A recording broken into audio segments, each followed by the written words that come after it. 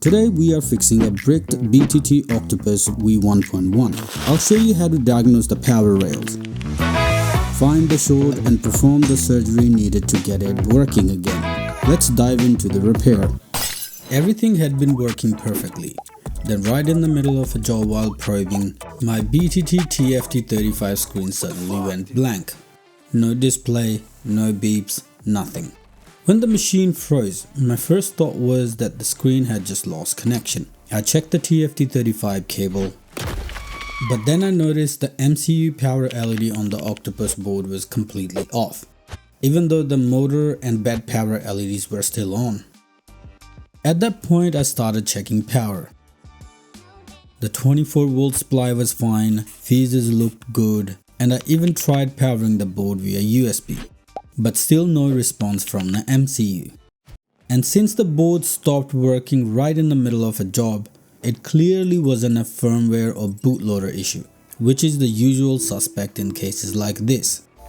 Since the MCU isn't powering up, our next move is to check whether it's actually getting power. Specifically, we need to trace the 3.3 volt supply lines that feed the MCU. Lucky for us, BTT Tech provides a full schematic for the Octopus V1.1 board, and that's going to be a key to figure out where that 3.3 volt is coming from. A closer look at the schematic reveals something interesting. There are two separate regulators supplying 3.3 volts, but they are labeled differently for a reason. One is marked 3V3 and powers external components. The other is labeled 3.3 volts, reserved strictly for internal use, and that's the one we are after. And now that we have confirmed it exists, let's find it physically. In the schematic, it's labeled U15. So let's switch it to pinout diagram and look for U15. There it is, hiding in plain sight. And when we check the board, there it is, our internal 3.3 volt regulator. According to the schematic, U15 is a low dropout linear regulator that outputs a fixed 3.3 volts. And from the datasheet, we can see that this pin right here is the output. But when we probe it, it's only delivering 0.2 volts.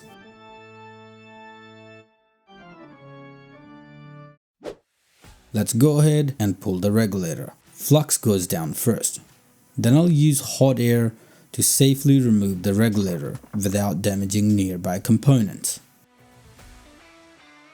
With the regulator removed, we can test the 3.3 volt rail for shorts, starting with all the decoupling capacitors connected to the MCU's power line.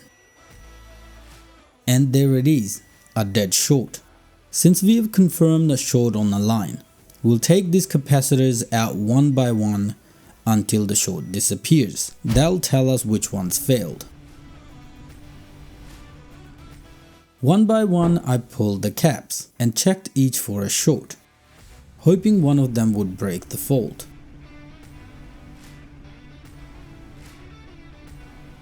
But after removing all 13, the short is still there. That means one thing, the MCU is internally shorted to ground. Next, we desoldered the MCU and retest the 3.3 volt rail. If the short clears, we'll know for sure the microcontroller was the culprit.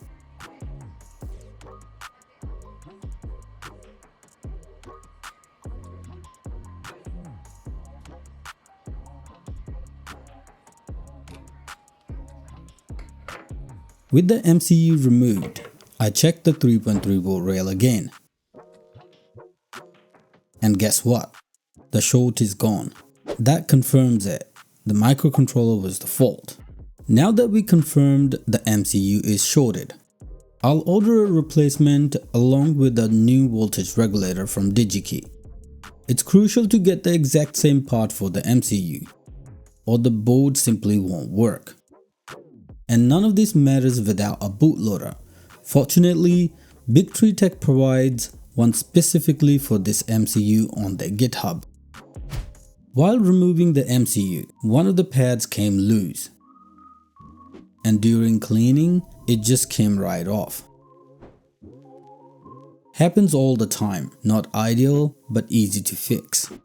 I'm going to scratch back the trace just a bit, enough to expose clean copper so we can solder a thin wire to it. I'm using a 0.18mm wire. It's a bit tricky to get it in the right spot, so always take your time lining it up. Once it's in place, I'll hold it down and solder it to the trace.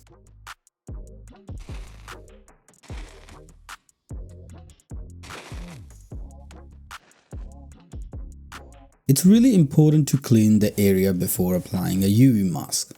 That helps it bond properly and keep the trace from lifting again later.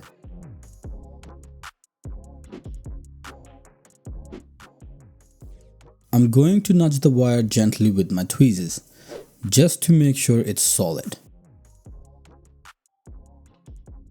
Now that the pad's repaired, let's prep the rest of the pads for new MCU. I'm applying a bit of flux, then adding a fresh solder to each pad so we get a clean, solid connection.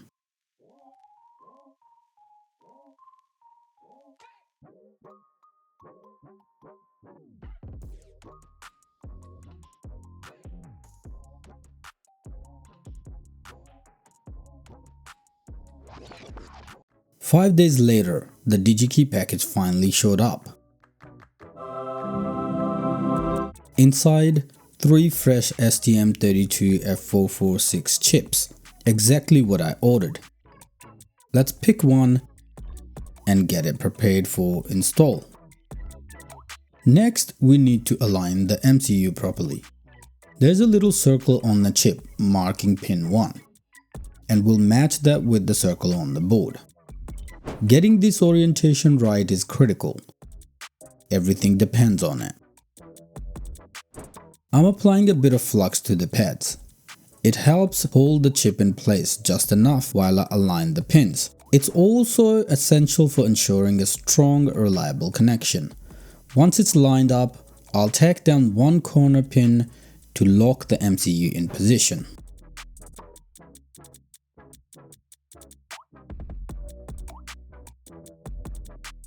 Before we go any further with soldering rest of the pins, we carefully check that everything's lined up. A few pins ended up bent. Looks like they got caught in the wire repair we did earlier. I'll take a moment to straighten them out and make sure each one sits cleanly on its pad before we move on. Once everything looks good and the pins are properly aligned, I'll go ahead and solder the rest one by one. Taking it slow here helps avoid bridges and ensure each pin gets a solid connection.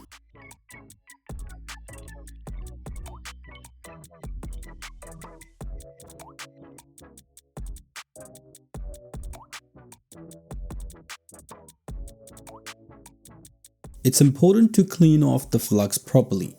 Any residue can cause issues over time. We'll make sure there's no flux left behind before we move on. Alright, let's test for the short. What do you think? Is it gone? There we have it. The short is gone. No short. No short. No short. No short. No short. No short here. Next up, soldering the 3.3 volt regulator. I'm applying a bit of flux along with some fresh solder to the pads. This regulator is tiny and the spot's pretty tight, so I'll take my time to align it properly and solder it in place. Solder bridging is almost inevitable with parts this small. I've got a bridge right here, but that's fine. I'll grab some solder wick and clean it right up.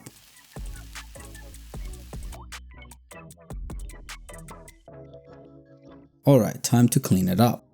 No flux, no bridges, everything looks solid. Let's plug it in, and there we go. The power LED is on.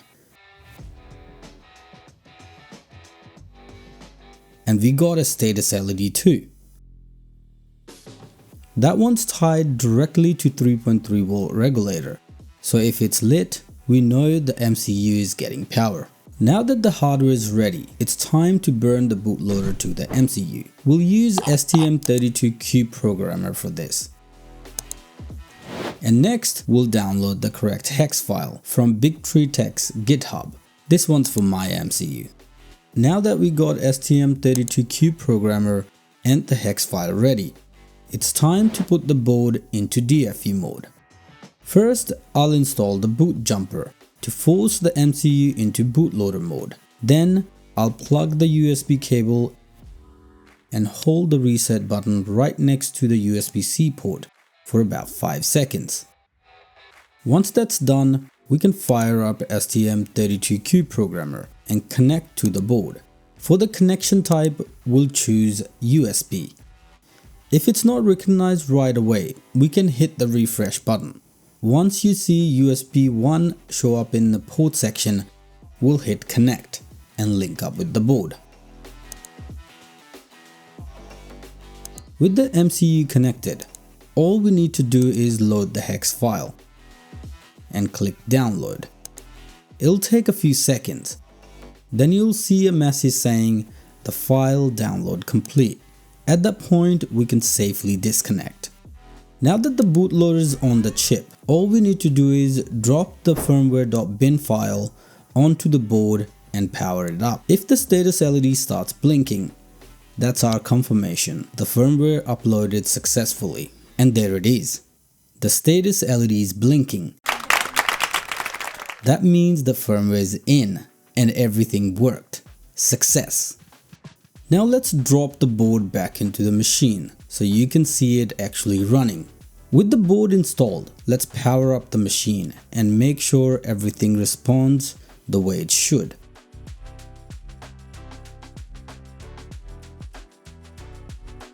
Everything's running exactly the way it should. If you enjoyed this repair, stick around. More builds and fixes are coming soon.